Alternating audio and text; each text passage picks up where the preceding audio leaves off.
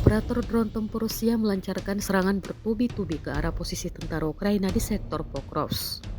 Serangan ini menggunakan varian baru drone FPV yang dilaporkan lebih cepat, lebih presisi dan mampu beroperasi dalam kondisi siang maupun malam. Rekaman serangan yang diunggah dengan tagar spektakuler menunjukkan momen-momen dramatis ketika drone menyerbu kendaraan militer dan titik pertahanan pasukan Ukraina. Rekamannya juga diunggah di Telegram Jumat 4 Juli 2025. Beberapa kendaraan hancur seketika saat dihantam dari udara. Begitu pula posisi infanteri Ukraina yang dihantam drone secara membabi buta. Hingga kini, belum ada laporan resmi dari pihak Ukraina terkait dampak serangan tersebut. Namun intensitasnya menandai peningkatan operasi ofensif Rusia di wilayah Donetsk.